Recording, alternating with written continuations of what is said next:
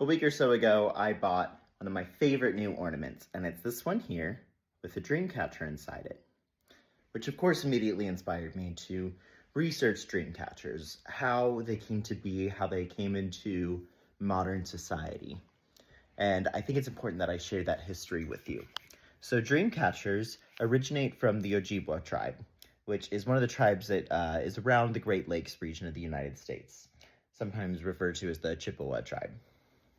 Now, there's a legend, of course, that goes with it. Again, just like any indigenous legend, there's always variations of it, but as I found most often when I researched it, the story goes that there was a grandmother who was watching a spider on her ceiling, and her grandson came into the room and was like, "Oh, grandmother, we have to kill this," and the grandmother stopped him and said, "No, leave it be, it's fine, it's minding its business."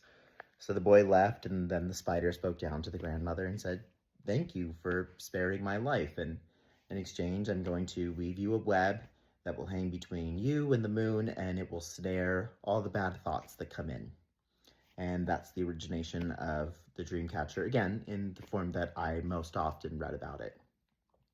So, of course, the Dreamcatcher originates from the Ojibwa people, but it was in the 1960s and 70s in the Pan-Indian movement, which was kind of the movement to really help unite the indigenous people across North America into, sort of a common cause, when the Dreamcatcher kind of went into all the different tribes and all the different nations. So, the Dreamcatcher that I just bought, I'll show it to you again. I recently bought it at a really cool event called Indigimart. It was hosted by the Nui Art area, and it was, an opportunity to buy Black Friday things from actual indigenous people. So I bought my ornament handcrafted from a Southern Paiute woman here in Las Vegas. As you can see on it, not only did it have the dream catcher, but it also had, hand-designed images of kind of, that southwestern look that we get here in the United States, or here in the Las Vegas area. A lot of people ask, are dream catchers cultural appropriation to have? And the easy answer is, if it was made and sold by an indigenous person, no. If it was made and sold by a non-indigenous person, yes, probably, because it is sort of a sacred practice. It's supposed to be done by women.